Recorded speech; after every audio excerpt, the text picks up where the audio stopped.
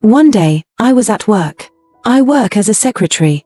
The office was busy as usual, phones ringing, people talking, and papers scattered everywhere. I had been working at the company for over 5 years. Every day, I came in early, organized files, answered calls, and helped my boss, Mr. Gaius, with everything he needed. I was always on time and worked hard, hoping one day I would get a promotion. But in this company, getting promoted wasn't easy. Even though I was always working late, helping others, and doing my best, someone else always got the promotion before me. I didn't understand why. I had been there longer and knew the work well, yet it felt like I was being overlooked. I was frustrated, but I kept telling myself that my time would come. And then, it seemed like my big chance was finally here. There was an open position, one that I had dreamed about for years. It was a step up from where I was, and I knew I was qualified for it. I had put in the work, stayed dedicated, and done everything right. Everyone at the office knew how hard I worked. But there was something standing in my way, my boss, Mr. Gaius. Mr. Gaius was in his 40s, always dressed sharply in suits, with a smooth voice and an air of confidence. He was the kind of person everyone paid attention to, and he knew it. There was something about him that made you feel like he had power, not just because he was the boss, but because he controlled the room in a way that was hard to explain. At first, I didn't pay much attention to how he acted around me. He would always say things like, "Ruth, you're the best secretary I've ever had," or "Ruth, I don't know what I'd do without you." These were nice compliments, and I appreciated them, but soon, I started to notice that his eyes lingered on me a bit longer than they did on anyone else. He would find reasons to come over to my desk more often, asking me for things he could easily do himself. His touches on my shoulder when he passed by became more frequent, and they made me uncomfortable, though I didn't know how to say anything. One afternoon, after a particularly stressful day where everything seemed to go wrong, Mr. Gaius called me into his office. My heart pounded in my chest. I wasn't sure if it was because I was nervous about something I had done wrong or excited because I thought maybe, just maybe, this was the moment he was going to tell me I got the promotion. When I walked into his office, he was standing by the window, looking out at the busy streets below. He turned around, smiled, and told me to sit down. "Ruth," he started, "you've been working so hard, and I've noticed. You've been here longer than most of the staff, and I think it's time we talk about your future at the company." My heart jumped. This was it. The moment I had been waiting for. But then, something in his tone made me hesitate. The way he looked at me wasn't just professional, it was something more. I tried to ignore the feeling and listened as he continued talking. "You know, Ruth," he said, his voice smooth, "in this business, it's not just about how hard you work. It's about relationships, about the people you connect with." I nodded, unsure where he was going with this. "I think you have a lot of potential. You could go far here, much further than you might think," he added, leaning forward on his desk, his eyes fixed on mine. "But sometimes, getting ahead means understanding how things work, and knowing when to be flexible." There was a pause, and I felt the tension growing in the room. I didn't know what to say, so I just sat there quietly, hoping he would get to the point. He stood up and walked around the desk, coming closer to where I was sitting. I could feel my pulse quicken as he got closer. "You see, Ruth," he said softly, now standing beside me, "I can help you get that promotion, but I need to know that you're willing to make certain sacrifices." His hand gently touched my shoulder, and I froze. I suddenly understood exactly what he was saying. This wasn't about my hard work or my abilities. He wanted something else from me, something I wasn't willing to give. I felt a lump in my throat, and my palms grew sweaty. "Are you willing to do what it takes to get ahead?" he asked, his voice barely above a whisper now. His hand slowly slid down my arm, and I knew I had to make a decision. My mind raced, thinking of all the times I had worked late, all the effort I had put in, only for it to come to this. Was this really the price I had to pay for success? I took a deep breath and asked him, "What kind of sacrifices are you talking about, sir?" Mr. Gaius smiled, leaning in a little closer. "It's not much, Ruth," he said, his voice soft and smooth. "You see, you're not just any secretary to me. You're different, special. I've always admired you, not just your work, but you. Your beauty, your body." His eyes lingered on me in a way that made my skin crawl. "We could explore something more personal. Just between us," he continued, "and in return, you'll get the promotion you deserve." My heart pounded, and for a moment, I felt like the room was spinning. I couldn't believe what he was saying. This wasn't about my skills, my hard work, or how much I had sacrificed to get to where I was. All Mr. Gaius cared about was my looks. He wanted something from me that had nothing to do with the job, and he was offering me a promotion in exchange. I felt a cold chill run down my spine. My mind raced, thinking about all the years I had put into this company, all the nights I had stayed late and the extra hours I had worked. Was this what it had come down to? Was this the only way to succeed? He moved a little closer, his smile growing wider. "Ruth," he whispered, "you're not married. No one has to know. It'll just be between us. What's the harm in that?" I swallowed hard, feeling my stomach twist. I wanted to scream, to run, but I was frozen in place. Everything about this moment felt wrong, like a bad dream I couldn't wake up from. I had worked so hard to prove myself, to show that I was worthy of more responsibility, but instead, I was being reduced to an object, something for him to use. I looked down at my hands, feeling them shake slightly. I knew I had to make a decision, and it wasn't going to be an easy one. The promotion was everything I had wanted for years. But now I knew the cost, and it wasn't one I was willing to pay. I finally stood up, pushing my chair back as I did. My legs felt weak, but I managed to steady myself. "Mr. Gaius," I began, my voice barely above a whisper, "I'm not that kind of person. I've worked hard for this job, and I've earned everything I have. If you're offering me a promotion because of anything other than my work, then I don't want it." He leaned back in his chair and sighed. "You're not ready for the promotion, Ruth. You're not willing to take any risks. There's nothing dangerous in what I'm asking. You're young, you're not married, and if you say yes, you'll move up so fast in your career. This is an opportunity, Ruth, a shortcut to success." His words echoed in my mind, and the pressure started to build.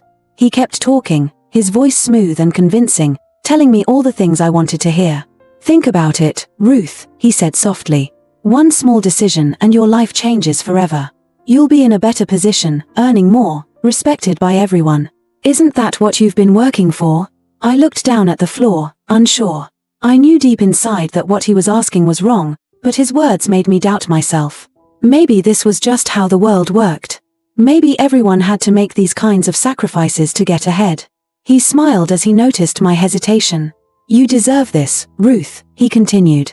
"But sometimes, we have to do things that aren't so easy to get what we want. Trust me, no one will ever know. It'll be our little secret, and you'll be rewarded for your courage." I bit my lip, feeling trapped. Every part of me was screaming to run, to say no, but his words were like a net slowly pulling me in. "You're smart, you're beautiful, and you have a bright future ahead of you. This is just a step, a little favor, and you'll be where you've always wanted to be." I felt my heart racing. He made it sound so simple, like it wasn't such a big deal after all. The fear I had earlier started to fade, replaced by the thought of what I could gain. A higher position, more respect, more money, all of it seemed so close, just one decision away. Finally, after what felt like forever, I gave in. I looked up at him, my hands shaking slightly, and said the words I never thought I would. "Okay," I whispered. "Yes." His smile grew wider, and he nodded, satisfied. "Good choice, Ruth. You won't regret it." As I left his office, a knot formed in my stomach. I had said yes, but deep down, I wasn't sure if I had done the right thing. Everything felt wrong, but I couldn't turn back now.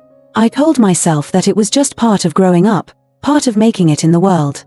But even as I tried to convince myself, the uneasy feeling wouldn't go away. I had made a choice, and now I would have to live with it. Later that weekend, I received a phone call from him. His voice was calm, almost too casual. "Ruth," he said, "I've rented a hotel room for the two of us. Meet me there tomorrow evening. Dress casually, so no one will suspect anything."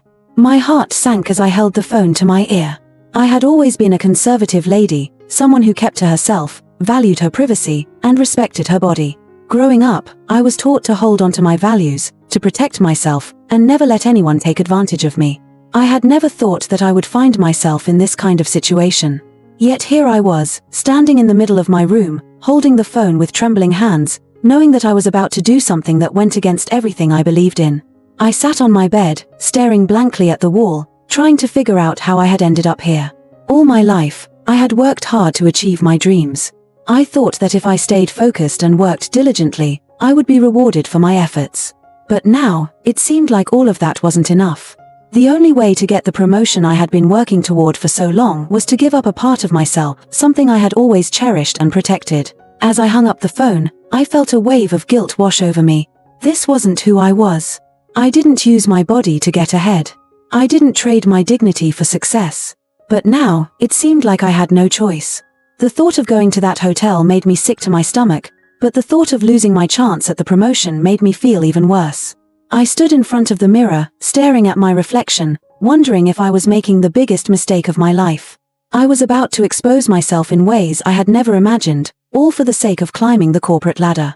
I had always been proud of keeping my body to myself, of not letting anyone pressure me into doing something I wasn't comfortable with. But now, I was about to cross a line I had sworn I would never cross. The weight of the decision pressed heavily on my chest, and I could feel my eyes welling up with tears. I knew deep down that I wasn't ready for this, but it felt like I had no way out. It was either do what he asked or watch my dreams slip away. As I prepared to meet him at the hotel, my heart felt heavy. I couldn't shake the feeling that I was losing a piece of myself, something that no promotion or career success could ever replace. When I met him at the hotel, he welcomed me with a tight hug. I could feel his heartbeat, and it made me feel nervous and unsure. "I'm glad you came, Ruth," he said with a warm smile. "Thank you," I replied softly, my voice barely above a whisper. He led me into the cozy room he had reserved. It was nicely decorated with soft lights and comfortable chairs. "Please, have a seat," he said, gesturing to a chair by the window. I sat down, and he sat across from me. For a moment, we both looked out the window at the busy street below. Cars were passing by, and people were walking, going about their day. It felt strange to be here, away from the office, in such a different setting. He broke the silence. "You look very nice today," he said gently. "Thank you," I said again, trying to smile. Inside, I felt a mix of emotions, nervousness, confusion, and a little bit of fear. He offered me a glass of juice. "Let's relax and get to know each other better," he suggested. I took the glass and nodded. "Okay," I said quietly. As we talked, I started to feel a bit more comfortable. The conversation flowed easily, and I found myself laughing at some of his jokes. It almost felt like we were just two friends chatting. But then he looked at me with a serious expression. "Ruth," he said softly, "I've always admired you. You're smart, hardworking, and very beautiful." I felt my cheeks get warm. "Thank you," I replied, looking down at my hands. He reached over and gently held my hand. "I think we could be very good together," he continued. "I can help you reach your goals, and we can enjoy each other's company." My heart started to beat faster. I knew what he was implying, and it made me feel uneasy again. I'm not sure," I stammered. "This is all so sudden." He gave my hand a gentle squeeze. "There's no need to be afraid," he said. "We can take things slowly. I just want to make you happy." I took a deep breath, trying to gather my thoughts. Part of me wanted to believe him, to think that this could be a good thing. But another part of me felt that this wasn't right. "Mr. Gaius," I began hesitantly, "I appreciate your kindness, but I'm not sure if this is the right thing for me." He looked a bit surprised. "Why not?" he asked. "You're not married, and neither am I. We can help each other." He slowly came closer, his eyes locked on mine, and softly pressed his lips against mine in a big, deep kiss. His touch was gentle but firm as his hands started to explore, moving slowly down my body. I could feel my heart racing with every moment. As he undressed me, his hands were careful, almost like he didn't want to rush, making each moment feel longer. He hands tapped my breast, and in a moment my body became aroused. Then, he took my hand, leading me gently to the bed, where the night was just beginning. He gently laid me down on the bed, his eyes never leaving mine. Slowly, he parted my legs with care, making sure I was comfortable. As he undressed himself, I could feel my body tense with anticipation, ready for whatever was about to happen. My heart was racing, and I knew there was no turning back now.